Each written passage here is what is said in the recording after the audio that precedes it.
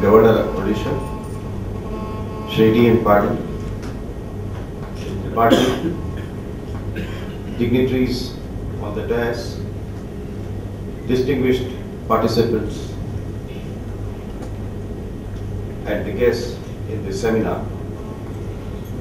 It is indeed a great pleasure and honor for me to be here in this gathering, presided over by Honorable Governor, to represent Food Safety and Standards Authority of India. In fact, this is the first of its kind that a seminar has been organized jointly by the state government, voluntary organizations, together to address this nascent law.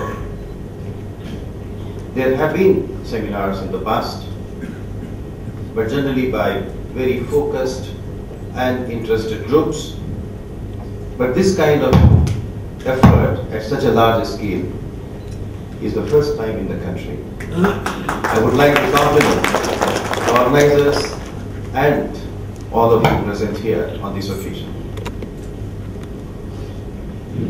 In fact, the Food Safety and Standards Act, as you are aware, was passed in 2006.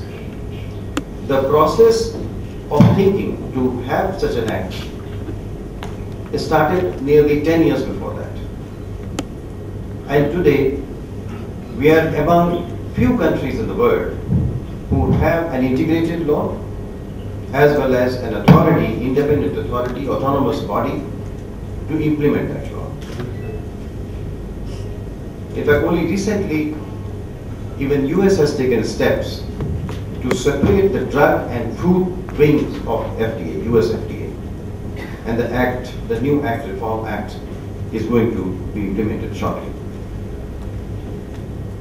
The new era with this act has arisen.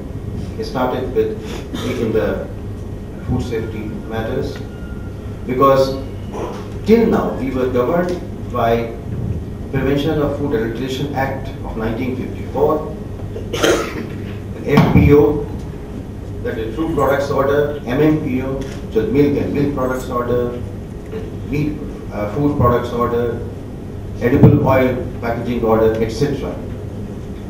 All that has been integrated into one law now. And not only that it's one law, it has got so many other features which we'll see a little later. In fact, even today, though the law has been promulgated on 5th August 2011, certain basic questions are being raised, which I thought I'll take a couple of minutes to address them. One is between food safety and security. Many people are asking questions that whether we should really address ourselves or concentrate on food safety because it is adding to the cost. There are people who are saying that by introducing any registration system or licensing system, are we not introducing an Inspector Raj or License Raj, with which we are so much familiar in this country. But here, we must realize that everything has got a cost. If the food safety has a cost, then if food safety is not there, that has got a much bigger cost. And that is what we must look at it. That what is the purpose of this act and why we must put up with little inconveniences, if there are any, and particularly to business community, we must put up with that in the larger national interest. The first and foremost, why we need this Food Safety Act or the system is that to prevent foodborne diseases. Foodborne diseases, you are all familiar, are caused by bacteria, viruses, parasites, etc. And a large amount of man-days, apart from individual inconvenience, health, and even lives are lost because of the foodborne diseases. Nearly 30% of all diseases are believed to be foodborne.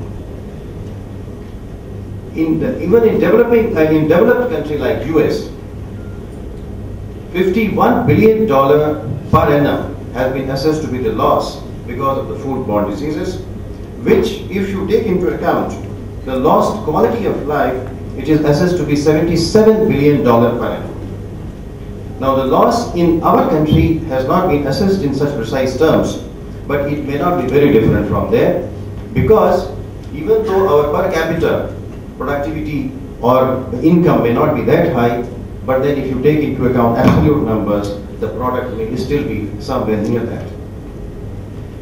Food-related diseases is another thing which we must keep in view, because it's not only foodborne diseases have got a very limited definition, but food-related diseases which includes like diseases which are caused because of the contaminations, because of high, say certain prevalence of TFAs, the trans fatty acids, sugar, salt, all these things, cardiovascular disease.